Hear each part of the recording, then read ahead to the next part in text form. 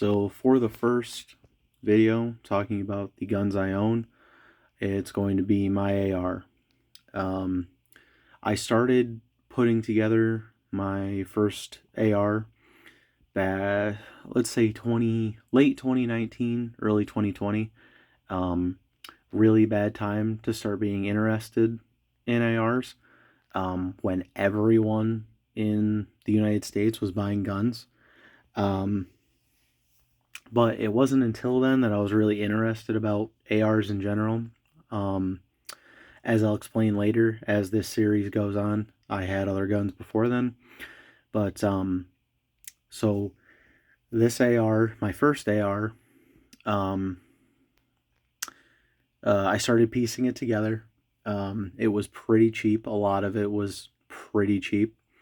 The lower was a uh, Anderson Manufacturing. The internals were what is it, DPS, like Panther Arms or whatever that shit is. Super cheap. The grip was just an A2 grip. The stock was a A2 stock. Um, these are the up there. Same Magpul backup iron sights. Those are the first sights I had. The upper was a Palmetto State Armory M4 style upper. And then as time went on, I learned a little more about it, knew what I wanted to spend a little more money on. And now you have what we have here, which is um, from stock to muzzle. I have a Magpul A2 stock. There is a JP Enterprises silent captured spring in there. The lower parts are lower parts kit is a CMMG. The trigger is a CMC drop-in trigger. The pistol grip is a Hogue overmold grip, I think it's called. The bolt is a Black Label Armory bolt carrier group, which that's the same bolt carrier group that was in my first upper. Like I said, Magpul backup iron sights. The red dot is a Primary Arms micro dot. I've had that. That was originally on my AK, actually, which I'll have a video about that at a later date. This upper is a Aero Precision 223 Wild fluted stainless steel 16-inch barrel. That's kind of a mouthful. I'll explain why I went with that barrel in a minute. I just have a Streamlight flashlight up there with the tail switch and the pressure pad, A2 bird cage, and a Magpul angled foregrip. So the reason I picked the barrel I have in here and the 223 chambering or 223 wild chambering is basically because as I learned more about ARs, like ARs in general are the reason I know more about like barrel twist rates and everything, because as I'm looking up parts and what I want and what I should and shouldn't get, it brought me down the rabbit hole. Like learning about ARs got me to learn about ballistics and bullet weights and kind of like the science behind shooting and bullets and terminal ballistics and all that type of happy stuff, that gun nerd shit. So I went with the 223 Wild because after doing a couple months of internet research and all that stuff, I learned that like the 1 in 7 twist rate for ARs is kind of the standard because that's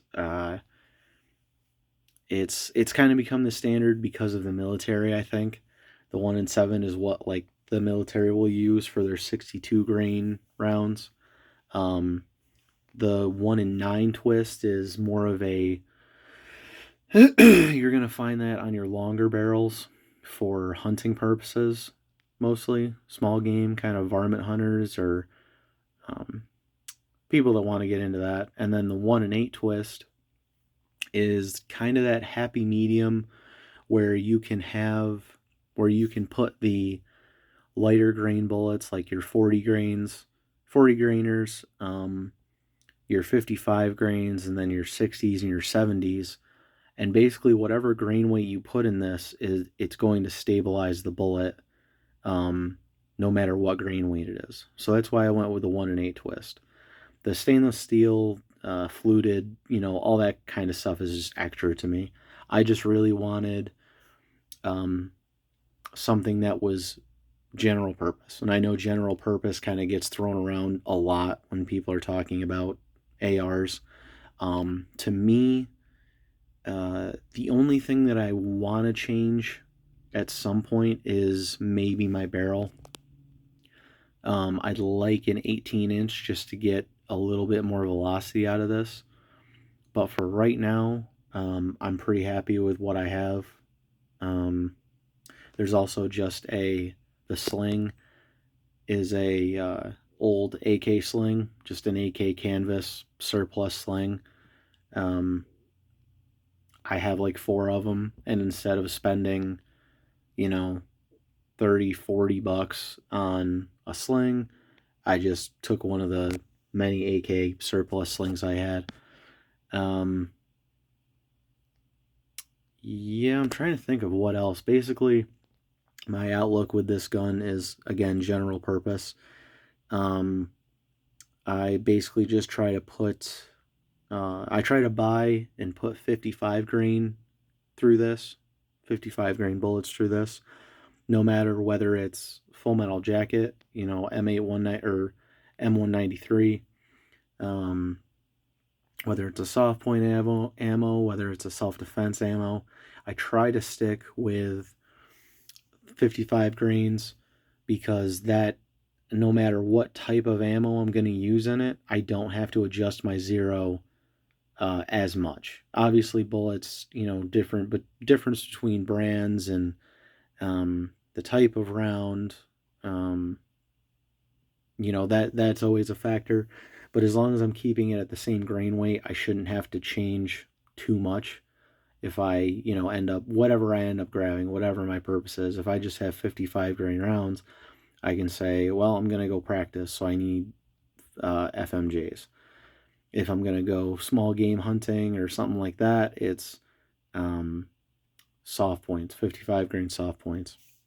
If if I'm, if this is my home defense, which I, can use this for home defense, I have the Hornady 55 grain FTX rounds, which are really, really good. Another thing that kind of, when I think about ARs and like the general purpose, I see guys that have, ARs, and they probably already have a 16-inch like this or longer, but then they also want to be like the super cool, whether they go back and try to make like a Car 15 clone, or they just have like the shortest gun possible when it comes to AR-15s. It's cool. I get it for sure. Like, I have to stop myself all the time from trying to buy that type of shit. But then they spend way too much on like 77 OTMs and just those heavy 5.56 rounds.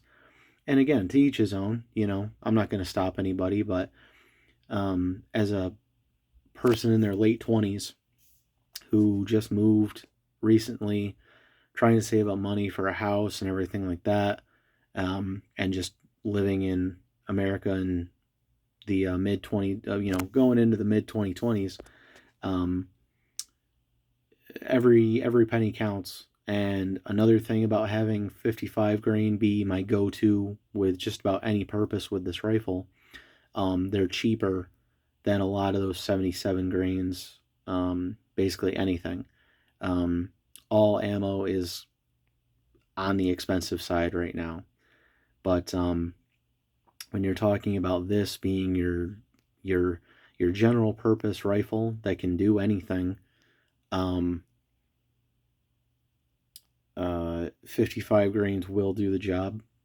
You can do things to maximize that. You can have a longer barrel. You can have a better sighting system. You can, and obviously, the more you get what you pay for with ammo. But for me, everyday use with this thing, 55 grain FMJs, M193s, awesome. Soft points, awesome. Hornadies, like FTXs, any of your polymer tip kind of things. For self-defense, there's also some hunting ammo with like that polymer tip kind of stuff. And the only thing I'm going to do to this sooner rather than later is going to be adding either replacing that red dot with a different type of sight, or just adding a magnifier so I can get a little bit more of a clear picture a little farther out. But yeah, I guess that kind of sums up where my AR is at, where it started. And thanks for listening. See you in the next one.